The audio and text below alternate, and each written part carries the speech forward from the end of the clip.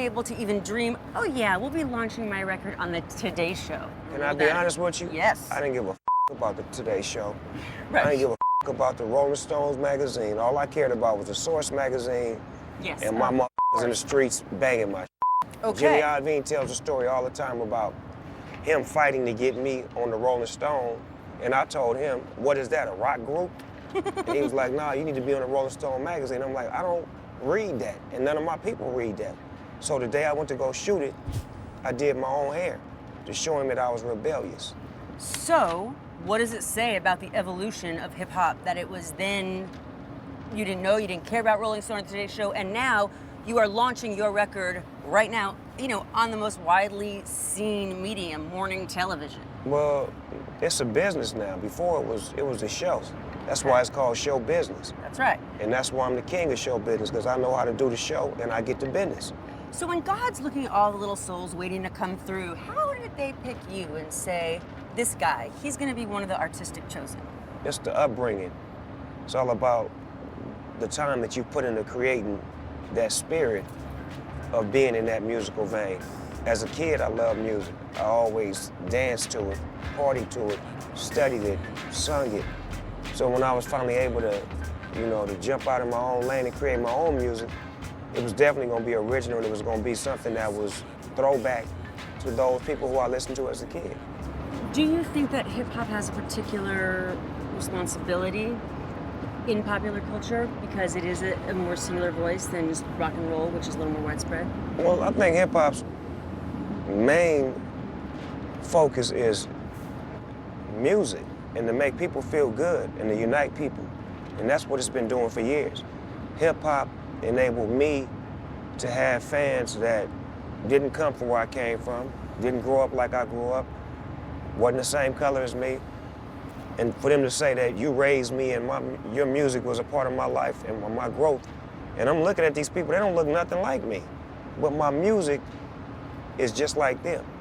It speaks to them, and that's the connection right there. That's what hip hop is obligated to do, to keep that spirit alive. It's like what you gotta understand about our culture, and I'm gonna say it and I'm gonna mean it.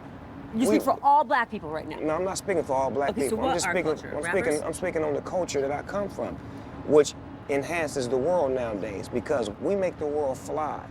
You understand what I'm saying? We give you your conversation, we give you your lingo, we give you your get up and get to it. Without the that we do, you wouldn't know what to do. So, wow.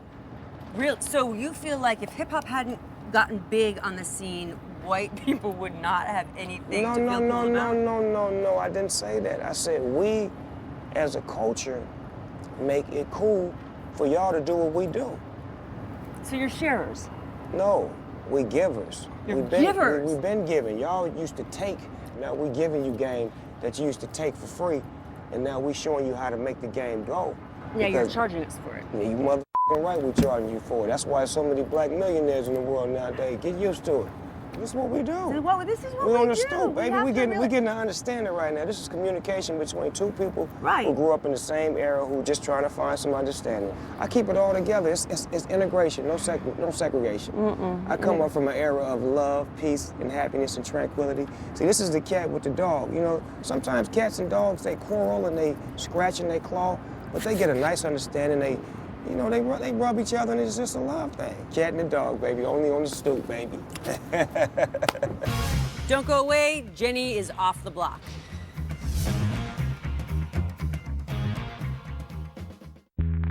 Talk Stoop is brought to you in part by your Tri-State Ford dealers, who remind you to come in to test drive a new Ford car, truck, SUV, or crossover.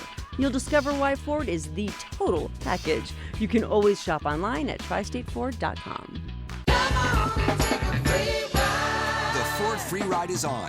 0% financing for 72 months for qualified buyers. You're free from interest. Every 2015 car, SUV, and truck, you're free to choose. Plus $1,000 bonus cash from Ford on cars and SUVs. Interest-free financing on every 2015 Ford. Plus $1,000 bonus cash on cars and SUVs. Get a 2016 Ford Fusion with 0% financing for 72 months plus $1,000 bonus cash. Or lease for just $149 a month. Only at your local Ford dealer. Exciting action is next door at Resorts World Casino, New York City. Play thousands of table games and slot machines on 2 spacious floors. Enjoy great food and nightly entertainment. Sign up for a free membership and earn points for dining, shopping, and gaming. Located near JFK Airport, it's an easy drive or ride on the A train. Take our free shuttle from the Long Island Railroad Jamaica Station. Resorts World Casino, New York City, minutes away. Fun Home has won the 2015 Tony Award for Best Musical of the Year. It's an emotional powerhouse that pumps fresh air into Broadway and forever changes what is possible in musical theater. Fun Home, Broadway's Tony-winning Best Musical. I was so pleased to meet Jennifer Lopez out in the Hollywood Hills on our mobile stoop. She was just what I expected. Gorgeous, talented, smart, nice, the kind of girl that you want to hate, but then you can't because she's so cool. All right, we start out with a stupid selfie, like stoop it. Like, no, don't look sexy, don't look hot, you look stupid. Look stupid? Stupid.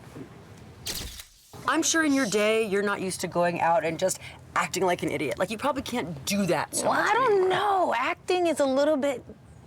Acting like an idiot.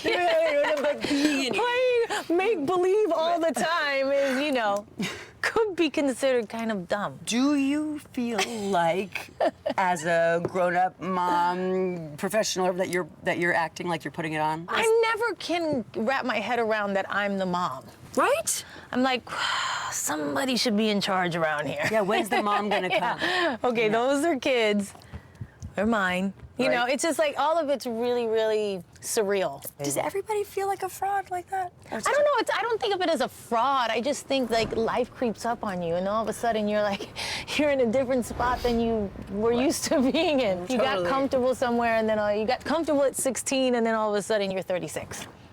Right. So if you could pick the perfect age to freeze it at, Yeah. what would you pick? I don't know. I'm enjoying every age, and I always feel the same. If you take the girl that lived in the Bronx at my mom's house at 18, is the same kind of person that lives in my house now. But it is a long way from the Yes, block. absolutely. It is a long way The from stoop. the stoop. Right. God, you have to go all this way just to come back to the stoop. Yeah. Do you hold on to any one possession that you had in your room in the Bronx? In the Bronx? God, no. Why would I do that? I don't know. Nothing Special valuable there. Trinket, teddy bear, love letter. No, I don't have anything from back then, I don't think. That's sad, I guess, in a way.